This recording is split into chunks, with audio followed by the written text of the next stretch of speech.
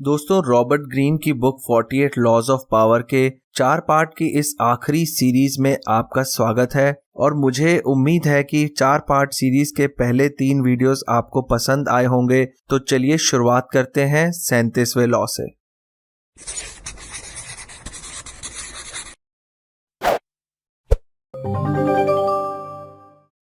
सम्मोहन का चश्मा बनाएं। दोस्तों, खूबसूरत चीजों को देखना कौन नहीं चाहता, खासतौर पर ऐसी चीजें जो बहुत कम देखने को मिलती हैं। खूबसूरत चीजें बड़ी तेजी से लोगों को आकर्षित करती हैं और उनके दिलों में भावनाओं का तूफान पैदा करती हैं। डायन डी पोर्टियर, जो कि फ्रांस के राजा हेनरी II की पत्नी थी, उसने अपना नाम रोम में पूजे जाने वाली शिकार की एक देवी डायना के साथ जोड़ दिया, क्योंकि उसका नाम शिकार की देवी के नाम के साथ मिलता जुलता था। ऐसा करने से रानी ने राजा हेनरी II के साथ एक बहुत ही करीबी रिश्ता बना लिया। शिकार करना राजा का शौक था। राजा जब भी शिकार करने जाता था तो शिकार की देवी डायना को याद करता था और साथ ही साथ रानी डायना को भी, क्योंकि रानी ने अपना नाम देवी के नाम के साथ जोड़ लिया था। अब लोग रानी का नाम शुद्धता और पवित्रता से लेने लगे, जो कि देवी की विशेषताएं थी। लोग रानी डायन को साक्षात देवी के रूप में देखने लगे, जिससे उसे बहुत आदर और सम्मान मिलने लगा और देवी समझकर लोग उसकी हर बात मानने लगे। इस तरह वह लोगों की नजरों में और राजा की नजरों में पहले से ज्यादा शक्तिशाली बन गई। तो दोस्तों, आपने देखा कि किस तरह शक्तिशाली बनने के लिए फ्रांस की रानी ने लोगों को सम्मोहन का चश्मा पहनाया। इस लॉ का रॉबर्ट ग्रीन ने हमें एक और उदाहरण बर्लिन के डॉक्टर वीसलेडर का दिया है, जिन्होंने अपने मरीजों की बीमारियों को चांद की रोशनी से ठीक किया था। अब आप सोच रहे होंगे कि चांद की रोशनी से भला कोई बीमारी कैसे ठीक हो सकती है। क्योंकि डॉक्टर वीसलेडर एक डॉक्टर थे, इसलिए लोगों ने उनकी बातों पर बिना कुछ सोचे समझे यकीन किया। डॉक्टर के उदाहरण से हमें पता चलता है कि लोगों को यकीन दिलाने के लिए हमेशा तर्क वितर्क की जरूरत नहीं होती। लोग उन बातों पर यकीन करते हैं जो पलक झपकते ही उनकी भावनाओं को जगा दे। दोस्तों, अगर आप सम्मोहित करने की कला को सीख लें तो आप जो चाहे लोगों से करवा सकते हैं तथा शक्तिशाली और कामयाब बन सकते हैं। Law number 38। लॉ नंबर 38 कहता है, अगर आप आज के जमाने के साथ नहीं चलेंगे और लोगों को अपने परंपरागत विचार बताएंगे तो उन्हें लगेगा कि आप सिर्फ उनका ध्यान आकर्षित करना चाहते हैं। ऐसा करने पर लोग आपके विचारों से सहमत नहीं होंगे और वे आपको नुकसान पहुंचा सकते हैं। इसलिए सुरक्षित तरीका यही है कि आप लोगों से वही कहें जो वह सुनना चाहते हैं और उन्हें वही दिखाएं जो वो देखना चाहते हैं। अपने विचार सिर्फ उन लोगों को बताएं जो उनमें विश्वास करते हैं। इस लॉ का उदाहरण है एक डोमिनिकन साधु और दार्शनिक टोमासो कैम्पनेला, जो स्वर्ग और नरक में यकीन नहीं करता था। 16वीं शताब्दी में यूरोप में ऐसा करना पाप माना जाता था, इसलिए कैम्पनेला को जेल में डाल दिया गया और उसे यातनाएं दी गईं। जब उसे मौत की सजा होने वाली थी तो उसने छल कपट का इस्तेमाल किया। उसने पागलपन का नाटक किया, जिसे देखते हुए उसे मौत की सजा देने की बजाय उम्र कैद की सजा दे दी गई। जेल में रहते हुए उसने बाहर आने की एक तरकीब बनाई। कैम्पनेला ने जेल में एक किताब लिखी, द हिप्सैनिक मोनार्की, जो कि ठीक उसकी सोच और विचारों के विरुद्ध थी। इससे वहां के अधिकारियों को लगा कि वह रूढ़िवादी और परंपरागत बन चुका है। कैम्पनेला की तरकीब काम आई और उसे जेल से रिहा कर दिया गया। जेल से रिहा होने के बाद कैम्पनेला ने एक और किताब लिखी, एथियज्म कॉन्कर्ड, जिसमें उसने अपने असली विचारों के बारे में लोगों को बताया, जिसका विरोध कैथोलिसिज्म द्वारा किया गया। इस बार कैम्पनेला को कोई खतरा नहीं था, क्योंकि यह किताब चर्च जाने वाले लोगों के पक्ष में थी। इसलिए उसने इस किताब में खुलकर अपने विचारों को पेश किया। यह उदाहरण हमें बताता है कि धोखा देने की कला कितनी शक्तिशाली हो सकती है। जैसे एक गिरगिट इर्द गिर्द के वातावरण के हिसाब से अपना रंग बदलता है और सही मौका देखकर अपने शिकार पर आक्रमण करता है, उसी तरह शक्तिशाली बनने के लिए यह जरूरी है कि आप अपने आसपास के माहौल में ढल कर रहें। दोस्तों, यह लॉ हमें बताता है कि ऐसे विचारों को प्रकट करने का कोई फायदा नहीं है जो हमारे लिए खतरा पैदा कर दें। ऐसे विचारों को दबाकर रखने में ही समझदारी है। लॉ नंबर 39 के अनुसार मछली पकड़ने के लिए पानी में हड़कंप मचाएं। दोस्तों, लॉ नंबर 39 कहता है कि गुस्सा किसी भी समस्या का समाधान नहीं है, इसलिए हमें सदा शांत रहना चाहिए। कुछ लोगों को गुस्सा बहुत जल्दी आता है, वो किसी के भी उकसाने पर बहुत जल्दी भड़क जाते हैं। दोस्तों, यहाँ मछली का अभिप्राय आपके प्रतियोगियों और दुश्मनों से है और पानी का मतलब आपके प्रतियोगियों की भावनाएं हैं। अगर आप अपने दुश्मन को उकसाकर या गुस्सा दिलाकर खुद शांत रह सकते हैं तो आप उसका फायदा उठा सकते हैं। 19वीं शताब्दी में जब नेपोलियन हारने की कगार पर था तो उसके विदेश मंत्री टैलीरैंड ने उसके खिलाफ एक साजिश रची जो बाद में नेपोलियन के पतन का कारण बनी। एक बैठक के दौरान नेपोलियन ने उन लोगों के बारे में बोलना शुरू कर दिया जो उसके खिलाफ साजिश रच रहे थे। नेपोलियन ने ऐसे लोगों के खिलाफ बहुत कुछ बोला। वह अप्रत्यक्ष रूप से यह सब टैलीरैंड को सुना रहा था, लेकिन टैलीरैंड ऐसे बैठे रहे जैसे उन्हें इन बातों से कोई फर्क ही नहीं पड़ता। यह सब देखकर नेपोलियन गुस्से से भर गया और टैलीरैंड पर चिल्लाने लगा। नेपोलियन ने सीधे सीधे टैलीरैंड को गुस्सा दिखाकर अपनी कमजोरी जाहिर कर दी। दोस्तों, जब आपका दुश्मन बहुत गुस्से में हो, ऐसी हालात में शांत रहना ही सबसे अच्छी तरकीब है। यह लॉ हमें बताता है कि जब पानी स्थिर होता है, यानी पानी आपका दुश्मन शांत होता है, तो उसके पास योजना बनाने के लिए और आक्रमण करने के लिए समय होता है और वह अपने नियंत्रण में रहता है। यह आपके लिए नुकसानदायक हो सकता है। दोस्तों, आप दुश्मन को कदम उठाने के लिए उकसाएं, वह भी उस समय जब वह लड़ने के लिए तैयार न हो। ऐसा करने से वह निश्चित तौर पर गलत कदम उठाएगा और उसका फायदा आपको होगा। दुश्मन की ऐसी भावनाओं को जगाएं जिन पर उसका नियंत्रण ना हो, जैसे कि प्यार, गर्व, घमंड और क्रोध, क्योंकि ऐसा करने से वह कोई ना कोई गलत कदम उठाएगा और निश्चित तौर पर अंत में जीत आपकी ही होगी।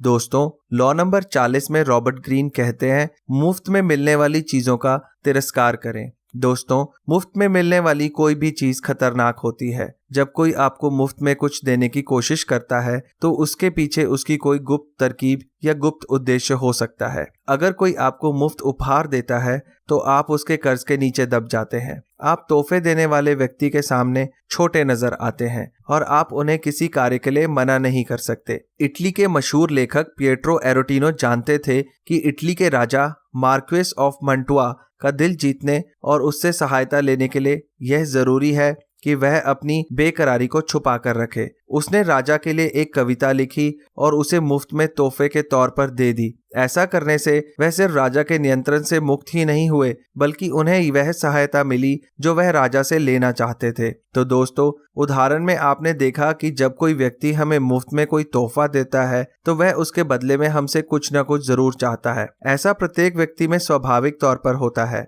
आप तोहफा देने वाले व्यक्ति के एहसान तले दब जाते हैं और वह व्यक्ति अप्रत्यक्ष रूप से उस एहसान के बदले में आपसे कुछ न कुछ मांगेगा। अगर कोई व्यक्ति आपको मुफ्त में कुछ देता है तो आप उसकी कीमत अदा करें। ऐसा करने से आप तोहफा देने वालों के एहसान से बचे रहेंगे और आप उन्हें किसी भी कार्य के लिए मना भी कर सकते हैं। शक्तिशाली लोग दूसरों से प्रभावित नहीं होते, बल्कि उन्हें प्रभावित करते हैं। अगर आप अपने दोस्तों के साथ बाहर जाते हैं तो उनका खर्च कराने की बजाय आप खुद उनके लिए पैसा खर्च करें। ऐसा करने से आप स्वतंत्र और नियंत्रण में रहेंगे और किसी के एहसान से बचे रहेंगे। अगर आप लोगों के एहसान और नियंत्रण से बचना चाहते हैं तो उनसे कोई भी चीज मुफ्त में ना लें, बल्कि अपनी तरफ से आप जो दे सकें उन्हें दें। दोस्तों, अगर आप जीवन में स्वतंत्र रहना चाहते हैं तो इस लॉ का पालन करना अच्छी तरह सीख लें। लॉ नंबर 41, कामयाब लोगों की राह पर ना चलें, अपना रास्ता खुद बनाएं। दोस्तों, लॉ नंबर 41 में रॉबर्ट ग्रीन कहते हैं कि कामयाब लोगों के बच्चों को उनसे दुगनी मेहनत करनी पड़ती है। अगर आपके पूर्वज या माता पिता बहुत कामयाब लोगों में से एक हैं तो आपको उनसे कहीं अधिक मेहनत करनी पड़ेगी उतनी कामयाबी हासिल करने के लिए। अगर आपके व्यवसाय में आपका पूर्वाधिकारी बहुत अच्छा काम करता था तो आपसे यह उम्मीद की जाएगी कि आप उससे ज्यादा अच्छा काम करें। दोस्तों, यह अक्सर देखने को मिलता है कि अगर कोई बहुत महान इंसान का बेटा अपने बलबूते पर कुछ नहीं करता तो वह अपने पिता की परछाइयों में खो जाता है। लोग उसे उस महान इंसान यानी उसके पिता के नाम से जानते हैं, ना कि उसके अपने नाम से। कई बार तो पिता अपने बेटे से यह उम्मीद रखता है कि वह उसी के कार्यक्षेत्र में काम करे और उसके जितना ही काम कमाए। इस लॉ का उदाहरण है 18वीं शताब्दी का प्रोशिया का राजा फ्रेडरिक द ग्रेट। जिसके पिता उसे किताबें पढ़ने और कलात्मक तथा वैज्ञानिक गतिविधियों में हिस्सा लेने के लिए मना करते थे और ऐसा करने पर वो उसे मारते थे। उसके पिता एक महान योद्धा थे जो सैनिकों को ट्रेनिंग देते थे और फ्रेडरिक से भी यही उम्मीद करते थे वो एक महान योद्धा बने। बाद में फ्रेडरिक प्रुशिया का एक महान राजा बना और उसने उन सभी चीजों को सीख लिया जो उसके पिता ने उसे बताई थी। फ्रेडरिक ने उन सभी तथ्यों का इस्तेमाल किया जो उसने उन किताबों में पढ़कर सीखे थे, जिन्हें पढ़ना उसके पिता के मुताबिक समय का दुरुपयोग करना था। उसने अपने पिता से सीखी हुई सभी बातों का उपयोग किया, जिन पर अमल करने के बाद वह प्रशिया को यूरोप का सबसे महान राजनीतिक और सांस्कृतिक देश बनाने में कामयाब हुआ। दोस्तों, यह लॉ कहता है कि कामयाब होने के लिए यह जरूरी नहीं है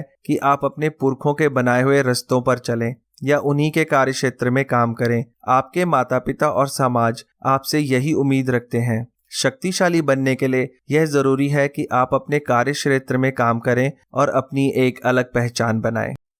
लॉ नंबर 42, गडरिये पर आक्रमण करें, भेड़ें अपने आप बिखर जाएंगी। लॉ नंबर 42 कहता है कि गडरिये पर आक्रमण करें, भेड़ें अपने आप बिखर जाएंगी। यहाँ गडरिये का अभिप्राय नेता से है और भेड़ों का अभिप्राय लोगों से। दोस्तों, हर सामाजिक संप्रदाय का कोई ना कोई नेता जरूर होता है जो अपने संप्रदाय के लोगों का नेतृत्व करता है। यहाँ तक कि विद्यालयों, उच्च विद्यालयों और विश्वविद्यालयों में भी विद्यार्थी संघ होते हैं और विद्यार्थियों का नेता होता है। नेता लोग बाकी लोगों पर अपना अच्छा प्रभाव होने की वजह से शोहरत कमाते हैं और नेता बनते हैं। लॉ नंबर 42 कहता है कि किसी भी संप्रदाय के लोगों पर अपना प्रभाव बनाने के लिए, उन पर राज करने के लिए सबसे पहले उनके नेता को निशाना बनाएं। स्पेनिश कॉलोनाइजेशन से पहले फिलिपीनी संप्रदायों की देखरेख धार्मिक नेता करते थे जो कि बेबेलियंस थे। यह धार्मिक नेता जादूगर, आरोग्य साधक और दार्शनिक थे। बेबेलियंस की शोहरत और प्रभाव इतना अधिक था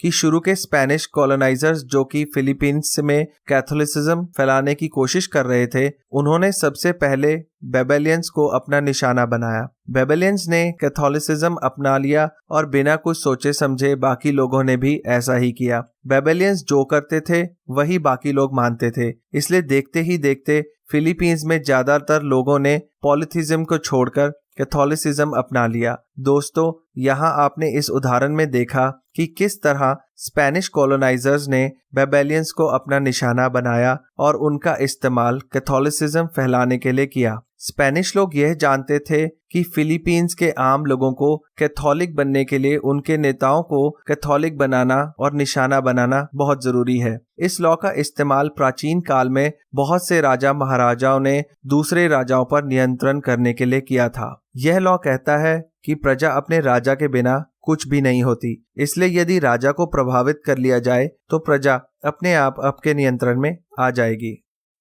लॉ नंबर 43, लोगों के दिल और दिमाग को नियंत्रित करें। लॉ नंबर 43 कहता है कि प्रोत्साहन और प्रलोभन किसी जंग को जीतने का सबसे अच्छा तरीका है। अगर आप किसी पर शक्ति का उपयोग करके जीतते हैं तो उसकी नाराजगी समय के साथ नफरत का रूप ले लेती है और आपका उन पर कोई नियंत्रण नहीं रहता। आपको लोगों को अपने रास्ते पर लाने के लिए उन्हें बहकाना होगा। जिस व्यक्ति को आप बहकाते हैं वह आपका एक वफादार मोहरा बन जाता है। दोस्तों, लोगों को बहकाने के लिए आपको उनके मनोवैज्ञानिक कमजोरियों का पता होना चाहिए। लोगों को बहकाने के लिए आपको उनकी भावनाओं पर काम करना होगा। इस लॉ का सीधा सीधा उदाहरण भारत में देखने को मिलता है, जैसे कि अंग्रेजी संस्कृति ने भारत के लोगों को प्रभावित किया है। भारतीयों ने अंग्रेजी संस्कृति को अपना लिया। आज भारतीय लोग अपनी संस्कृति को भूल चुके हैं और अंग्रेजी संस्कृति को पूरी तरह अपना चुके हैं। भारत के लोग अंग्रेजी भाषा का प्रयोग करते हैं,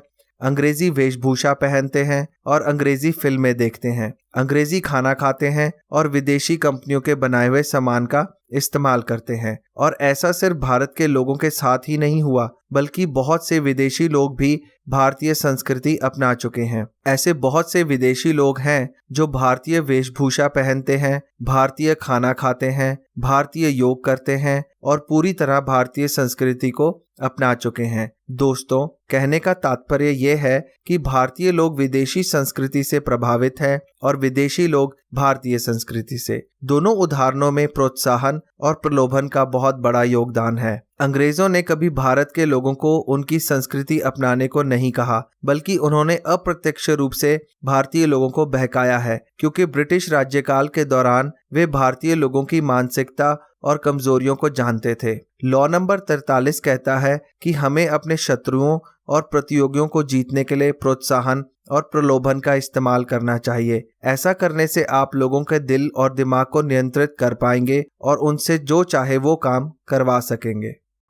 लॉ नंबर 44 में रॉबर्ट ग्रीन कहते हैं कि आईने के प्रभाव से दुश्मन को वश में करें। दोस्तों, लॉ नंबर 44 कहता है कि आईना सच्चाई दिखाता है और धोखा देने में भी काम आता है। आईना दुश्मन को धोखा देने के लिए एक उत्तम हथियार है। जब आप भी वही करते हैं जो आपके दुश्मन करते हैं, तो वो आपकी योजना को नहीं समझ पाते। आईने का प्रभाव उन्हें अपमानित करता रहता है और वो उस पर अत्यधिक प्रतिक्रिया करते हैं। मैरी मैंसीनी, जो कि अपनी बहनों में से सबसे कम सुंदर थी, राजा लुई 14 का दिल जीतने में कामयाब हुई। उसने ध्यान से राजा की हर छोटी बड़ी बात का निरीक्षण किया और यह भी समझ लिया कि राजा की किन कार्यों में दिलचस्पी है। मैंसीनी खुद भी उन्हीं कार्यों में दिलचस्पी लेने लगी। ऐसा करने से उसे राजा के साथ ज्यादा समय बिताने और लंबी बातें करने का मौका मिला। राजा लुई 14 के शौक और विचारों की नकल करने से मैंसीनी उसे मोहित करने में और उसका दिल जीतने में कामयाब हुई। तो दोस्तों, उदाहरण में आपने देखा कि आईने का प्रभाव या नकल करना कितना उपयोगी हो सकता है। अब मैं यहाँ आपको आईने का प्रभाव या नकल करने के बारे में कुछ बातें बताऊंगा। अपने प्रतियोगियों के कार्यों की नकल करें, यानी आप भी वही करें जो आपके प्रतियोगी करते हैं। आपके ऐसा करने से वह परेशान हो जाएंगे और आपके इरादों को नहीं समझ पाएंगे। जब आप उनके कार्यों, उनके मनोभाव और उनके दिखावे की नकल करेंगे तो वह आपकी असलियत को नहीं समझ पाएंगे। कोई भी व्यक्ति अपने जैसे इंसान की तरफ आकर्षित होता है। जब आप अपने प्रतियोगियों को उनके गुण, व्यवहार और विचार अपने अंदर दिखाएंगे तो वह आपसे संपर्क करने और आपके करीब आने की कोशिश करेंगे। लोगों की शख्सियत की नकल करने से उन्हें अपनी ओर आकर्षित करने का मौका मिलता है। मैरी मैंसीनी ने राजा लुई 14 का दिल जीतने के लिए ठीक ऐसा ही किया था। दोस्तों, शक्तिशाली बनने के लिए यह जरूरी है कि आप लोगों का ध्यान पूर्वक निरीक्षण करें और उनकी शख्सियत की नकल करने की कला को सीख लें। लॉ नंबर 45, परिवर्तन की शिक्षा दें लेकिन तत्काल सुधार ना करें। लॉ नंबर 45 कहता है कि हर व्यक्ति परिवर्तन की आवश्यकता को समझता है, लेकिन मनुष्य आदतों के गुलाम होते हैं। बहुत अधिक परिवर्तन या तुरंत होने वाले परिवर्तन को लोग तुरंत स्वीकार नहीं करते। लोगों को अपनी सोच बदलने में या किसी भी नई चीज को स्वीकार करने में समय लगता है। 16वीं शताब्दी में इंग्लैंड के राजा हेनरी 8 ने दूसरी शादी करने का फैसला किया, क्योंकि उसकी रानी कैथरीन ऑफ एरागॉन बेटा पैदा करने में असमर्थ थी। कैथोलिक चर्च ने उसके तलाक की योजना का विरोध किया और कहा कि यदि उसने दूसरी शादी की तो वे उसे समाज से बहिष्कृत कर देंगे। थॉमस क्रॉमवेल, जो कि एक वकील था, उसने राजा को दूसरी शादी करने के लिए एक तरकीब बताई। उसने राजा से कहा कि अगर वह रोमन कैथोलिक चर्च के साथ अपने संबंध कठोर कर ले और खुद इंग्लैंड में अपने चर्च का मुखिया बन जाए तो वे जैसे चाहे शादी कर सकता है। राजा ने वैसा ही किया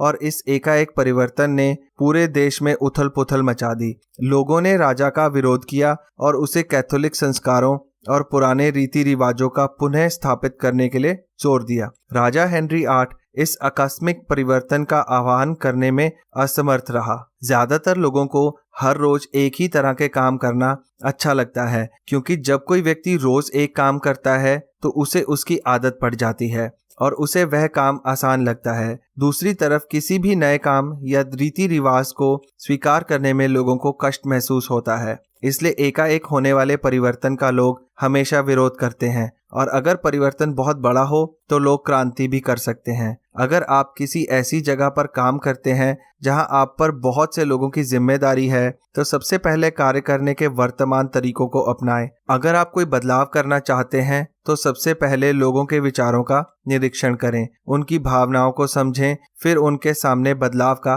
प्रस्ताव रखें। ऐसा करने से आप किसी भी तरह के विरोध से बचे रहेंगे और लोग धीरे धीरे आपके बदलाव को स्वीकार कर लेंगे। लॉ नंबर 46, कभी ज्यादा संपन्न ना दिखाई दें। दोस्तों, दूसरों से बेहतर दिखना खतरनाक हो सकता है, लेकिन और भी खतरनाक है बिना गलती के किसी कार्य में संपन्न होना। आपका संपन्न होना लोगों में ईर्ष्या पैदा कर सकता है, जो आपके लिए खतरनाक साबित हो सकता है। संपन्न होने से आपके बहुत से दुश्मन पैदा हो जाते हैं, जो आपके लिए ईर्ष्या की भावना रखते हैं और आपको कभी भी नुकसान पहुंचा सकते हैं। उदाहरण के तौर पर सर वॉल्टर रैलिग, जो कि क्वीन एलिजाबेथ के सबसे फेवरेट थे, सभी पहलुओं में संपन्न थे। दोस्तों, पैसा तो कोई भी कमा सकता है, लेकिन रैलिग की बुद्धिमत्ता और संपन्नता के कारण उनकी एक अलग पहचान थी। उनकी संपन्नता और शक्ति के कारण उनके प्रतियोगी हमेशा उन्हें नीचा दिखाने की कोशिश करते थे। रैलिग पर राजद्रोह का इल्जाम लगाया गया और उन्हें पहले उम्र कैद और फिर मौत की सजा सुनाई गई। दोस्तों, रैलिग तो सभी क्षेत्रों के स्वामी थे, विज्ञान में, व्यापार में, कविताओं में और रोजमर्रा की जिंदगी में। तो फिर उनसे गलती कहाँ हुई? उनका अधिक संपन्न दिखना ही उनकी सबसे बड़ी गलती थी। रैलिग को लगता था कि संपूर्ण दिखने से उनके बहुत से दोस्त बनेंगे, लेकिन असल में उनकी संपन्नता के कारण उनके बहुत सारे गुप्त दुश्मन बन गए। इस मामले में उनका भोलापन ही उनके पतन का कारण बना और वे अपने दुश्मनों की ईर्ष्या के शिकार हो गए। तो दोस्तों, इस उदाहरण से हमें पता चलता है कि जितना हमें जीवन में कामयाब होते हैं और अपने कार्य क्षेत्र में संपन्न होते हैं, उतने ही हमारे गुप्त दुश्मन पैदा हो जाते हैं। यह दुश्मन आपके ऑफिस में, आपके आस पड़ोस में, आपके रिश्तेदारों में या आपके समाज में कहीं भी हो सकते हैं। इस लॉ से हमें यह पता चलता है कि शक्तिशाली बनने के लिए संपन्न होना जरूरी है, लेकिन अपनी संपन्नता को लोगों के सामने ज्यादा भी ना दिखाएं, नहीं तो आपकी संपन्नता आपके दोस्तों में मुश्किलें खड़ी कर सकती है। दोस्तों, शक्तिशाली और कामयाब लोग अपनी संपन्नता का ज्यादा दिखावा नहीं करते और हमेशा अपने प्रतियोगियों पर नजर रखते हैं। ऐसा करने से वह कामयाब बने रहते हैं और प्रतियोगियों के हमले से भी बचे रहते हैं। लॉ नंबर 47, अपनी जीत के लक्ष्य से ज्यादा आगे ना जाएं। दोस्तों, जीत की घड़ी अक्सर जोखिम की घड़ी होती है। जीत की खुशी में आपकी उद्दंडता और आपका आत्मविश्वास आपको ज्यादा आगे बढ़ने पर मजबूर कर देता है। आपके लगातार आगे बढ़ते रहने से आपके बहुत से नए दुश्मन बन जाते हैं। लक्ष्य हासिल करने के बाद सही समय पर रुकना जरूरी है। उदाहरण के तौर पर 17वीं शताब्दी में फ्रांस के राजा लुई 14 के फाइनेंस मिनिस्टर निकोला फुकेट ने राजा को बहुत अच्छी सेवाएं दी, जिसके कारण राजा ने उसे वित्तीय सेवाओं का अधीक्षक बना दिया। यह लक्ष्य हासिल करने के बाद भी निकोला रुके नहीं और उसने राजा को अपनी कामयाबी और रुतबा दिखाने के लिए एक बहुत बड़ी शानदार पार्टी आयोजित की, जिस पर उसने बहुत अधिक धन खर्च किया। ज्यादा आगे बढ़ना ही उनके पतन का कारण बना और उसे सरकारी खजाना ज्यादा खर्च करने के जुर्म में जेल में डाल दिया गया। तो दोस्तों, उदाहरण में आपने देखा कि किस तरह अपनी कामयाबी और उद्दंडता का दिखावा करने के कारण निकोला को जेल में जाना पड़ा। इतिहास में ऐसे बहुत से उदाहरण हैं जब जीत हासिल करने के बाद भी आगे बढ़ते रहने से बहुत से राजा महाराजाओं का पतन हुआ। दोस्तों, जीत हासिल करने के बाद आपको विराम लेना चाहिए और सावधानी से अगले लक्ष्य की योजना बनानी चाहिए। कामयाब होने के लिए जरूरी है आप एक लक्ष्य हासिल करने के बाद विराम लें, लोगों और अपने प्रतियोगियों की प्रतिक्रिया को समझें, इस बात के लिए तैयार रहें कि कामयाब होने के बाद आपके प्रतियोगी आपके खिलाफ कोई ना कोई योजना जरूर बनाएंगे। शक्तिशाली लोग हमेशा एक योजना से काम नहीं करते, वे परिस्थितियों के हिसाब से अपनी योजनाओं को बदलते रहते हैं और लगातार अपने आप को बेहतर बनाने की कोशिश करते हैं। ऐसा करने से उनके प्रतियोगी उनकी योजनाओं को नहीं समझ पाते और वे अपना अगला लक्ष्य हासिल करने में कामयाब होते हैं।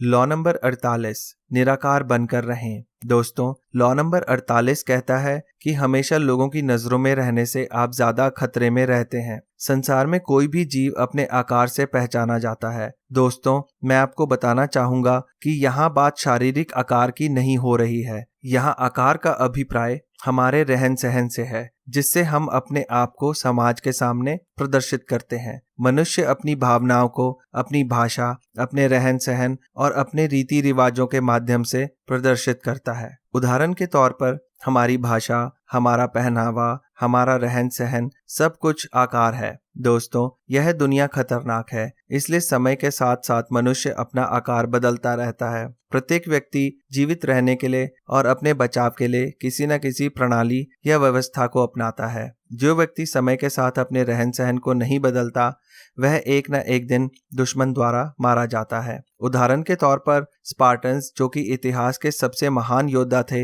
एथेंस से जंग में हार गए थे क्योंकि उन्होंने सही समय पर अपने आप को परिस्थितियों के अनुसार नहीं ढाला। उन्होंने नए राज्यों पर आक्रमण करना छोड़ दिया था। दूसरी तरफ एथेंस जंग की तैयारी कर रहे थे। उन्होंने स्पार्टन्स पर आक्रमण कर दिया, जिसके लिए स्पार्टन्स तैयार नहीं थे और वो हार गए। दोस्तों, उदाहरण में आपने देखा कि स्पार्टन्स का अपने आप को परिस्थितियों के लिए तैयार ना करना ही उनकी हार का कारण था। जैसे कि इतिहास के महान मार्शल आर्टिस्ट ब्रूस ली ने कहा था कि हमें पानी की तरह निराकार होना चाहिए। जिस तरह पानी बर्तन का आकार लेता है, उसी तरह व्यक्ति को परिस्थितियों के अनुसार आकार लेना चाहिए। निराकार व्यक्ति सदा अपने आप को परिस्थितियों के अनुसार ढाल लेते हैं, जिससे वह अपने आने वाले खतरों से बचे रहते हैं। दोस्तों, अगर आप शक्तिशाली बनना चाहते हैं तो आपको एक ही योजना के अनुसार कभी नहीं चलना चाहिए। आपको समय और परिस्थितियों के अनुसार अपनी योजनाओं को बदलते रहना चाहिए। ऐसा करने से आप दुश्मनों की योजनाओं को जान पाएंगे और उनसे लड़ने के लिए अपने आप को तैयार कर पाएंगे। कामयाब और शक्तिशाली बनने के लिए यह जरूरी है कि आप निराकार बनना सीखें। तो दोस्तों, मुझे उम्मीद है कि आपको रॉबर्ट ग्रीन के इन लॉज से कुछ सीखने को जरूर मिला होगा और हमें उम्मीद है कि आगे भी आपके लिए कुछ ऐसे ही वीडियोस ला सकें। तो मिलते हैं अगले वीडियो में। आपका समय शुभ हो। दोस्तों, इन वीडियोस को आप तक लाने में हमें बहुत मेहनत और बहुत ज़्यादा समय लगता है। तो अगर आप नए हैं तो हमारे चैनल ब्रेन बुक को सब्सक्राइब करना ना भूलिएगा। और अगर आपको हमारे वीडियोस पसंद आए तो उन पर लाइक, शेयर या कमेंट करना बिल्कुल भी मत भूलिएगा। और बेल आइकन को दबाना तो बिल्कुल ही नहीं। आपका प्रोत्साहन हमें और ऐसे वीडियोस को आप तक लाने में मदद करेगा।